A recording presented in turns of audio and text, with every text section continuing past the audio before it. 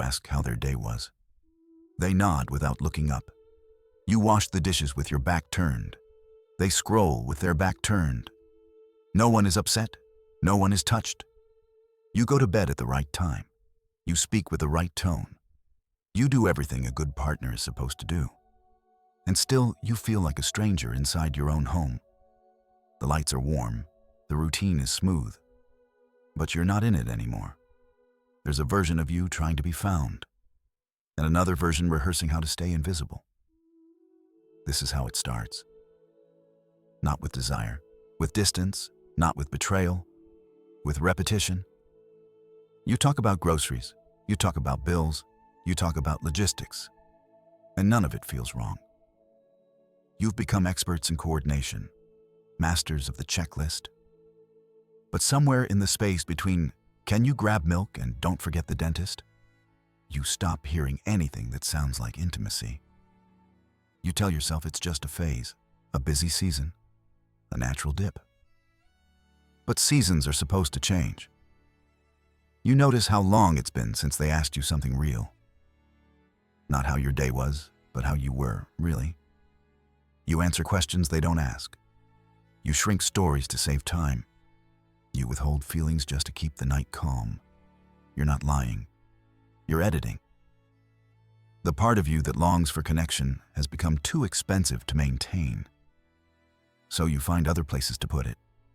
You laugh harder at a coworker's joke than you meant to. You share a meme that feels too personal. You write a text and delete it before sending. You tell yourself it's nothing. But you keep thinking about the version of you they bring out. The lighter one, the interesting one, the one who doesn't feel like furniture. That person starts feeling more real than the one folding laundry.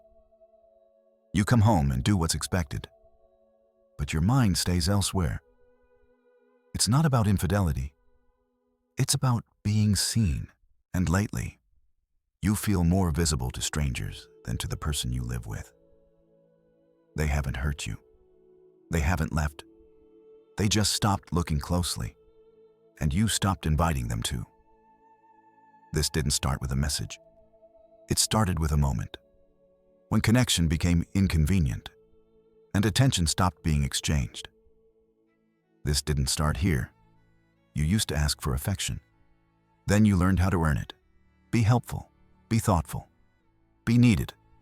You became low maintenance, because neediness made people leave. You watched the room before entering it. You adjusted, softened, translated everything you wanted into something easier to accept. You didn't say, "I need more." You said, "It's fine." You didn't say, "See me." You said, "Let me help you." At first, it worked.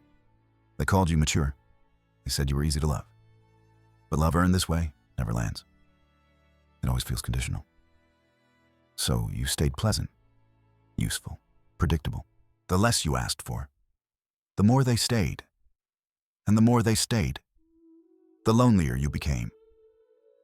Now you're in a relationship where your silence is mistaken for strength, where your devotion looks like satisfaction, where no one can see how much you've shrunk. And when someone new shows interest when they laugh too long at your joke, or text back too quickly, it jolts something awake. You remember you have edges, flaws, a voice that isn't edited, and it's terrifying how quickly you want to give that version of you a life again. Because you've spent years making yourself smaller to keep love close. What once protected you is now quietly limiting you. You translated your feelings into function, and now you're admired, but not known. This is the loop. Be good, be quiet, be chosen. And then wonder why you feel invisible. You used to feel magnetic around them. Now you feel responsible. You manage the house, you manage the mood, you manage the distance. Everything is in order. Nothing is intimate. The more you merged lives, the less you mirrored selves. Love became a checklist. Desire became something for later. Later never came. You used to send flirty texts. Now you send reminders. You used to look forward to seeing them. Now you look forward to sleep. The home became safe, but safety isn't intimacy. You joke like roommates. You touch like friends. You feel more admired by people who barely know you than by the one who's memorized your routines. It's not about blame. It's about inertia. You stopped offering the most alive parts of yourself because it didn't seem to matter anymore. And in doing so, you turned yourself into someone different, less vivid, more dependable, less curious, more available. Most people don't cheat because they're looking for someone else. They cheat because they've become someone else. Esther Perel. You didn't change overnight. You faded. You adapted. You slowly evacuated from your own personality. Now, when someone new sees it, it feels electric. Not because they're better, but because they reflect the version of you that disappeared.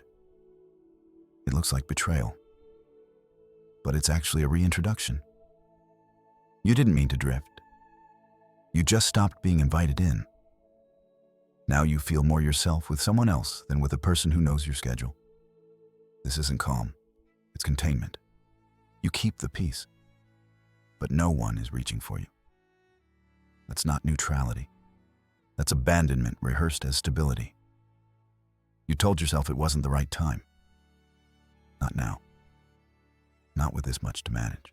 Not when everything is finally stable. So you postponed the version of you that felt most awake. You deferred aliveness. One more year. One more task. One more role to fulfill. You kept the house running.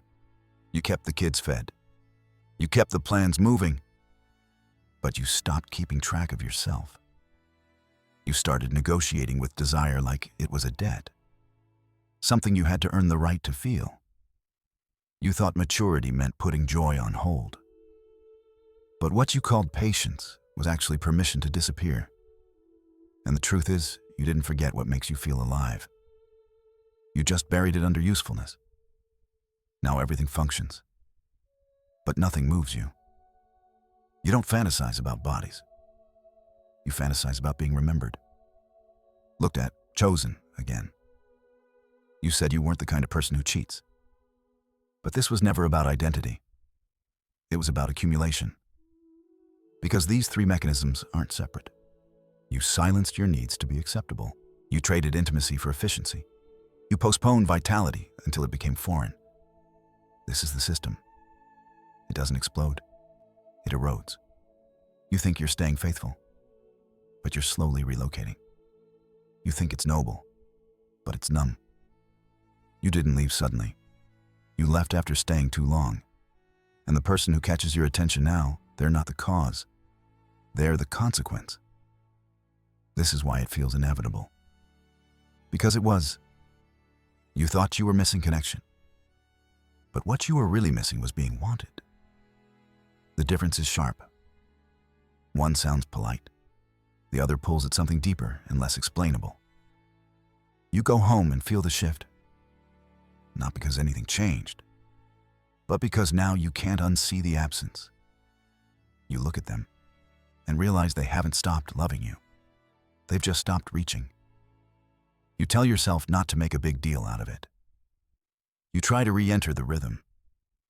But the rhythm feels borrowed now, like you're lip-syncing your own life. You remember how easily someone else made you laugh, how quickly they responded, how curious they were, how you became someone interesting again without trying. And it's not about them.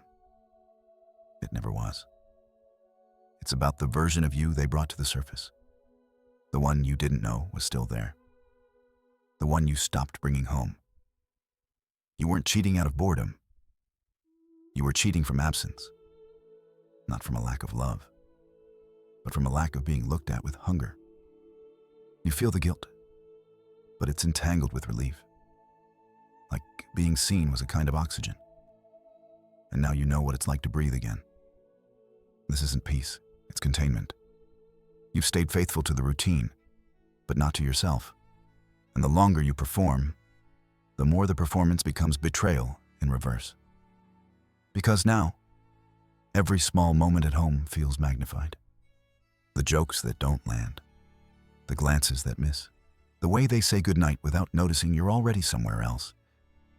You said you were committed, thought you were committed to an idea, an old version of safety that no longer includes you.